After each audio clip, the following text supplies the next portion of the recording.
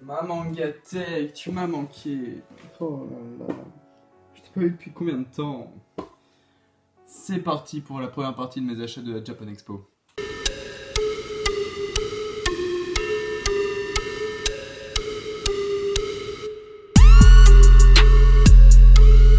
Bon bah j'ai perdu mes cheveux entre la Japan et mes retrouvailles avec ma Mangatech.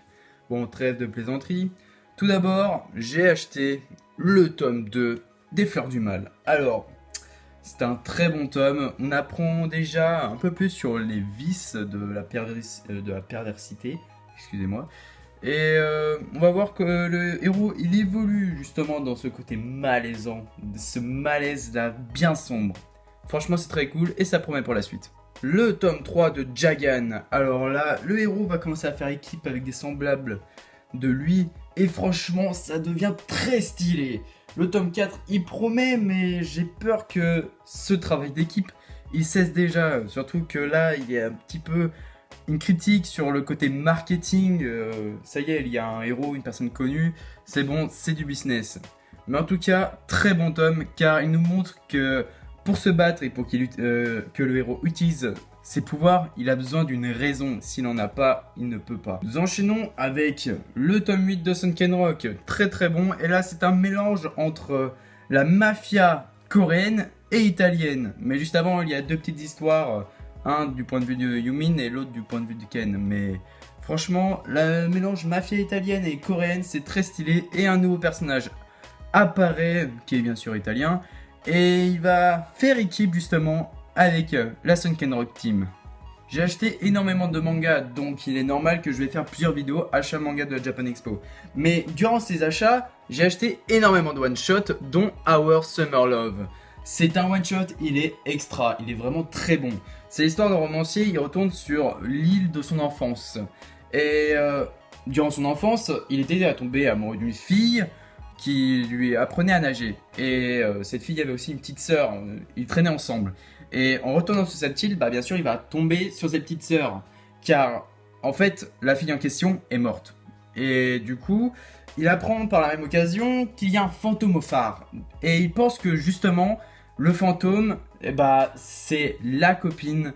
Bah, c'est pas sa copine parce que du coup, il l'avait pas pécho. Mais c'est la personne qui l'a aimé. Et il va tout faire pour tenir les promesses du passé. Ensuite, j'ai acheté le tome 5 de World's End Harem. Et j'ai pas aimé. Bon voilà, ça c'était bref. C'est comme le tome 4. C'est beaucoup poussé sur le cul. Il y a trop de cul. Je sens pas le côté seinen là. C'est pas une taille, mais c'est un peu trop chaud là. Je veux bien comprendre, mais on avance trop lentement par rapport au scénario comparé au tome 1, 2, 3. C'est un peu comme le tome 4, sauf que il est meilleur que le tome 4, parce que le tome 4, j'ai pas senti qu'on avançait, contrairement au tome 5. Donc on va voir ce que donne le tome 6, mais pour le moment, je commence à être un peu plus déçu à chaque tome. Toujours un classique quand tu regardes les achats mensuels de Max Ga, le tome 11 de Wolfgar et Black Prince. C'est un tome, il est propre. Il y a une petite embrouille à la fin, donc je dois attendre le tome 12 pour voir. Enfin, je dois pas l'attendre, je dois aller l'acheter. Mais c'est très propre, c'est le meilleur shoujo que je lis. Enfin, pas le meilleur, je pense aussi, peut-être, je sais pas, c'est génial. J'en perds mes moyens, pour preuve. Et ce qui est sympa avec cette autrice, c'est qu'elle fait des petites histoires à la fin qui n'ont rien à voir avec le manga, avec des personnages qu'on connaît pas, dans pas mal de tomes, et c'est très cool. Un autre one-shot fantastique, Our Summer Holiday cette fois-ci. J'ai écouté Idan, il m'a dit qu'il était meilleur que Our Summer Love que j'avais adoré. Donc je l'ai pris et c'est vrai qu'il est meilleur. Il est très bon aussi, lui aussi. Mais c'est vrai, j'ai peut-être une préférence aussi pour celui-là. En tout cas, ça parle d'enfants et il y a une fille dans l'histoire qui est sur la couverture.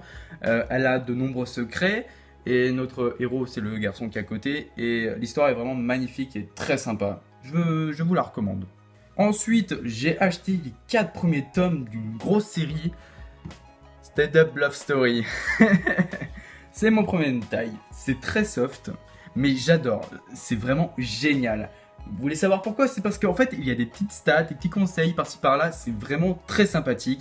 Et l'histoire, vous voyez, elle est pas lourde. En fait, tu suis un couple qui apprend justement à vivre à deux, et même du coup le sexe. Et c'est très sympa, et C'est pas bizarre avec des tentacules et tout, c'est pas du tout lourd. Franchement, si vous voulez commencer quelque part, je vous conseille de commencer par là. Bien sûr, commencez des hentai, hein. Sinon, j'ai terminé une série, Les Montagnes Hallucinées, le tome 2, qui était vraiment génial. J'ai préféré le tome 1, mais le tome 2 est bon.